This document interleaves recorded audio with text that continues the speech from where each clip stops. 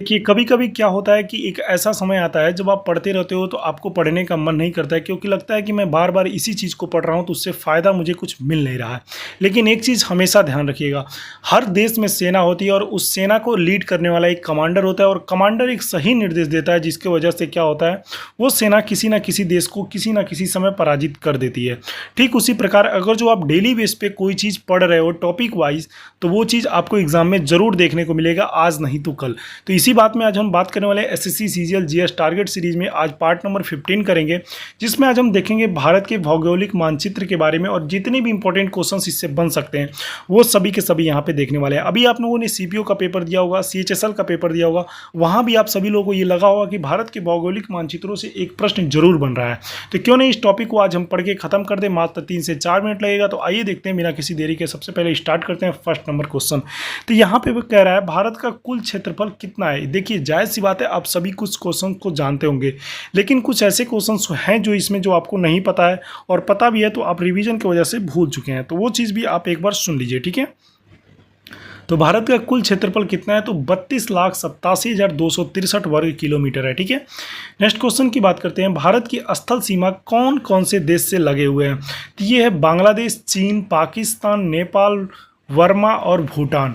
यहाँ पे आपको कितने देश देखने को मिलेंगे, 6 देश ऐसे हैं जो कि यहाँ पे आपको भारतीय सीमा को मतलब देश सटे हुए हैं, ठीक है। नेक्स्ट क्वेश्चन की बात करते हैं और यहाँ पे नेक्स्ट क्वेश्चन देखते हैं क्या कह रहा है। भारत की जल सीमा किन देशों से मिलती है, तो मालदीव, श्रीलंका, बांग्लादेश, म्यांमार और पाकिस्तान जल सीमा से मतलब इन देशों को मिलती है भारत की सीमा, ठीक है। नेक्स्ट क्वेश्चन की बात करते हैं, कर्क रेखा किन राज्यों से होकर गुजरती है, और ये सबसे इंपॉर्टेंट पॉइंट है जो आपके एग्जाम में पूछते हैं पिछले 3 क्वेश्चंस।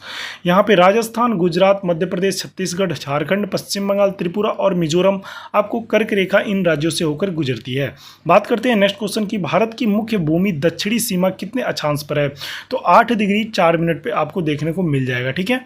नेक्स्ट क्वेश्चन की बात करते हैं, भारत का मानक समय कहां से लिया गया है, तो इलाहाबाद के निकट नैनी नामक स्थान से लिया गया है, जो कि इलाहाबाद इस समय प्रयागराज के नाम से जाना जाता है, ठीक है।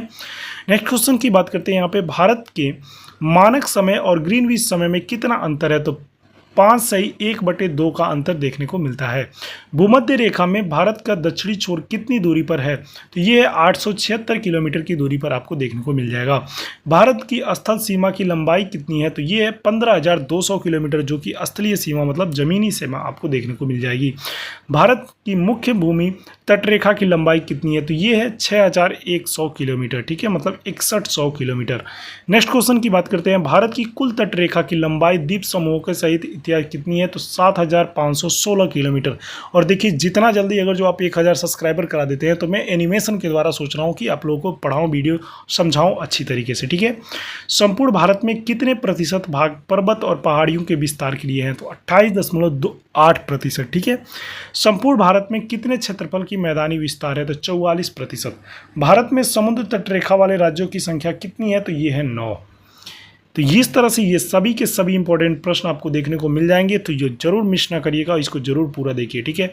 किस राज्य की समुद्री तटरेखा सबसे लंबी है, गुजरात। देखिए, मैं चाहता तो 10 क्वेश्चन ला के और 50 ऑप्शंस ला के आपको उसमें से 1 घंटे की क्लास बना सकता था, लेकिन मेरा मकसद वो नहीं है। मेरा मकसद ये है कि जो टॉपिक आपके एग्जाम में पूछे जाते हैं बस वही पढ़ने हैं, और वो भी ऑनलाइनर के रूप में। देखिए, जितना जल्दी आप ऑनलाइनर के रूप में सीखोगे उतना अच्छा, और ऑप्शन अगर जो आपके बीच रख दिया जाए तो आप उतना जल्दी नहीं सीख सकते हो।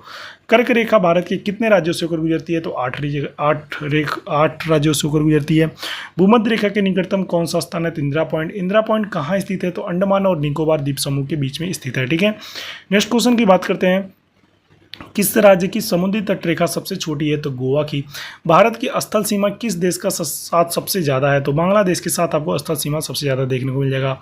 भारत का कौन सा भू आकृतिक भाग प्राचीन है, तो ये आपका प्रायद्वीप पठार जो होता है वो सबसे प्राचीन माना जाता है, ठीक है। नेक्स्ट क्वेश्चन की बात करते हैं, भारत की पूर्वीय समुद्री तट किस के नाम से जाना जाता है, तो कोरोमंडल तट के नाम से इसको जाना जाता है। नेक्स्ट क्वेश्चन की बात करते हैं, कोंकण तट कहाँ से कहाँ तक स्थित है, तो गोवा से दमन के बीच स्थित है। लक्षद्वीप समूह के द्वीपों की उत्पत्ति किसके द्वारा हुई है, तो प्रवाल के द्वारा यहाँ पे आपको देखने को मिल जाएगा। न्यू मूर द्वीप कहाँ स्थित है, तो ये अंडमान सागर में स्थित है। कौन सा द्वीप भारत और श्रीलंका के बीच स्थित है, तो रामेश्वरम द्वीप आपको भारत और श्रीलंका के बीच देखने को मिल जाएगा। नेक्स्ट क्वेश्चन की बात करते हैं, लक्षद्वीप समूह के कुल द्वीपों की संख्या कितनी है? तो 36 आपको देखने को मिल जाएगा लक्षद्वीप में। लक्षद्वीप समूह में कुल कितने द्वीपों की मानव पर वहाँ पे वास करता है, मतलब मानव वहाँ पे रहते हैं? तो ये 10 द्वीप ऐसे हैं जहाँ पे आप आजीविका यहाँ पे जीवित है। ठीक है। भारत में किस स्थान पर सफ़ेद पानी के नाम से जाना जाता है? तो सियाचिन को सफ़ेद पानी के नाम से जाना जाता है। जम्मू कश्मीर का वह हिस्सा कौन है जो चीन के अधिकार में है, क्या कहलाता है? तो ऑक्साई चीन जो है यहाँ पे चाइना के अधिकार में आपको जम्मू कश्मीर को चीज़ देखने को मिल जाएगा। नेक्स्ट क्वेश्चन की बात करते हैं, भारत में शीत मरुस्थल कौन सा है? तो लद्दाख में शीत मरुस्थल आपको देखने को मिल जाएगा।